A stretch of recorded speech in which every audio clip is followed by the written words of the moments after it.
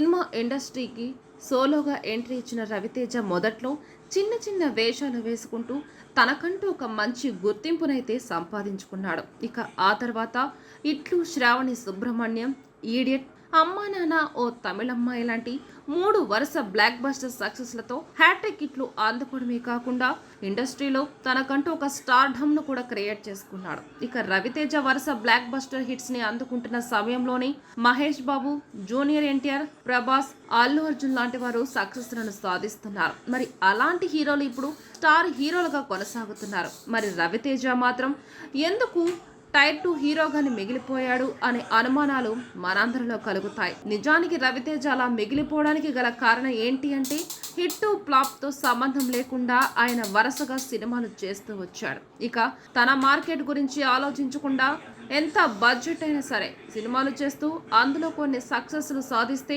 మరికొన్ని ఫెయిల్యూర్స్ ని అందుకున్నా కూడా ఆయన ముందుకు కదిలాడు. కాబట్టి ఆయన ఈ రోజు స్టార్ హీరోలు అనుభవిస్తున్న స్టార్ స్టేటస్ ను అనుభవించలేకపోతున్నాడు. నిజానికి ఇప్పుడున్న హీరోలందరికంటే కూడా రవితేజకి సక్సెస్ రేట్ చాలా ఎక్కువ. కానీ ఆయన ఎంతసేపు రొటీన్ సినిమాలు చేస్తూ తన అభిమానులను కాపాడుకుంటూ వచ్చాడు తప్ప కొత్తగా అభిమానులైతే సంపాదించుకోలేకపోయాడు. అలాగే క్యారెక్టర్స్ పరంగా వేరియేషన్స్ చూపించే క్యారెక్టర్స్ చేయలేదు. అలాగే ఆయన లుక్ ని కూడా అన్ని సినిమాల్లో ఒకే విధంగా ఉండేలా చూసుకున్నాడు తప్ప కొత్తగా ఉండే విధంగా అయితే ప్లాన్ చేసుకోలేకపోయాడు. దానివల్లే ఆయన ఈ రోజు స్టార్ హీరోలు అనుభవిస్తున్న స్టార్ స్టేటస్ ను అనుభవించలేకపోతున్నాడు. ఇక మొత్తానికైతే రవితేజకి కూడా చాలా మంచి ఫ్యాన్ బేస్ ఉండడం ఒక రకంగా చాలా గొప్ప విషయమనే చెప్పాలి.